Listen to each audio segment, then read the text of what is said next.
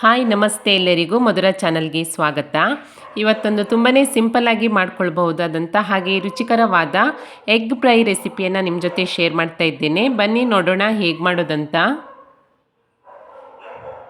ಮೊದಲಿಗೆ ನಾನಿಲ್ಲಿ ಮಿಕ್ಸಿ ಪಾತ್ರೆಗೆ ಒಂದು 6ರಿಂದ 7 ಒಣಮೆಣಸನ್ನು ಸೇರಿಸ್ಕೊಳ್ತಾ ಇದ್ದೇನೆ. ನಂತರ ಒಂದು 8ರಿಂದ 10 ಎಸಳಾಗುವಷ್ಟು ಬೆಳ್ಳುಳ್ಳಿ, ಒಂದು ಅರ್ಧ ಟೇಬಲ್ ಸ್ಪೂನ್ ಆಗುವಷ್ಟು ಜೀರಿಗೆ, 1 ಟೇಬಲ್ ಸ್ಪೂನ್ ಆಗುವಷ್ಟು ಧನಿಯಾ ಬೀಜ, ಹಾಗೆ ಒಂದು 1/4 ಟೇಬಲ್ ಸ್ಪೂನ್ ಆಗುವಷ್ಟು ಉಪ್ಪನ್ನು ಸೇರಿಸ್ಬಿಟ್ಟು ಇದಿಷ್ಟನ್ನು ಪೌಡ್ರ್ ಮಾಡಿ ಇಟ್ಕೊಳ್ತೀನಿ. ನಂತರ ನಾನಿಲ್ಲಿ ಒಂದು 5 ಮೊಟ್ಟೆಯನ್ನು ಬೇಯಿಸಿಬಿಟ್ಟು ಸಿಪ್ಪೆಯನ್ನು ತೆಗೆದಿಟ್ಕೊಂಡಿದ್ದೀನಿ. ಈಗ ಮೊಟ್ಟೆ ಮೇಲೆ ಫುಲ್ ಈ ರೀತಿ ಲೈನ್ ಥರ ಕಟ್ ಮಾಡ್ಕೊಳ್ತೀನಿ.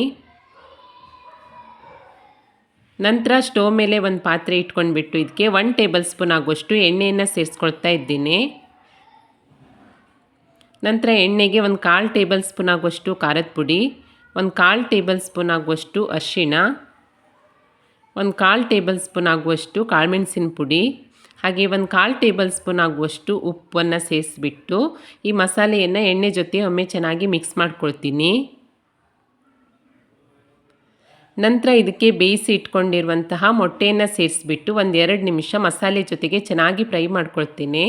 ಇದರಿಂದ ಮೊಟ್ಟೆಗೆ ಉಪ್ಪು ಖಾರ ಚೆನ್ನಾಗಿ ಹಿಡಿದುಕೊಳ್ಳುತ್ತೆ.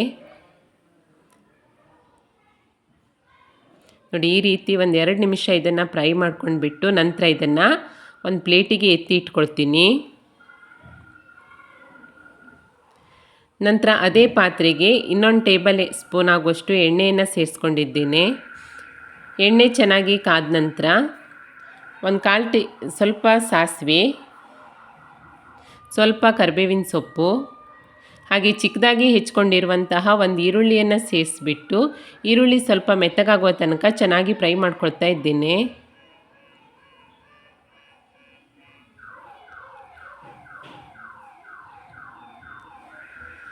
ಈರುಳ್ಳಿ ಚೆನ್ನಾಗಿ ಫ್ರೈ ಆದ ನಂತರ ಇದಕ್ಕೆ ನಾವು ರುಬ್ಕೊಂಡಿರುವಂತಹ ಈ ಮಸಾಲೆ ಪೌಡ್ರನ್ನು ಸೇರಿಸ್ಕೊಳ್ತೇನೆ. ಹಸಿ ಮಸಾಲೆಗಳನ್ನೇ ಸೇರಿಸಿರೋದ್ರಿಂದ ಈರುಳ್ಳಿ ಜೊತೆಗೆ ಒಂದು 2ರಿಂದ 3 ನಿಮಿಷ ಚೆನ್ನಾಗಿ ಫ್ರೈ ಮಾಡ್ಕೊಳ್ಬೇಕು. ಮಸಾಲೆಯ ಹಸಿ ವಾಸನೆ ಎಲ್ಲ ಹೋಗೋ ತನಕ ಒಂದು 2ರಿಂದ 3 ನಿಮಿಷ ಈ ರೀತಿಯಾಗಿ ಚೆನ್ನಾಗಿ ಫ್ರೈ ಮಾಡಿಕೊಂಡು ನಂತರ ಇದಕ್ಕೆ ಉಪ್ಪು ಖಾರ ಚೆಕ್ ಮಾಡಿಕೊಂಡು ರುಚಿಗೆ ತಕ್ಕಷ್ಟು ಉಪ್ಪು ಹಾಗೆ ಖಾರ ಬೇಕಿದ್ದರೆ ಖಾರ ಕೂಡ ಸೇರಿಸ್ಕೊಳ್ಳಿ. ನಾನಿಲ್ಲಿ ಖಾರ ಕಡಿಮೆ ಅನಿಸಿದ್ರಿಂದ ಒಂದು ಅರ್ಧ ಟೇಬಲ್ ಸ್ಪೂನ್ ಆಗುವಷ್ಟು ಖಾರದ ಪುಡಿಯನ್ನು ಸೇರಿಸಿ ಮತ್ತೆ ಫ್ರೈ ಮಾಡ್ಕೊಂಡಿದ್ದೇನೆ.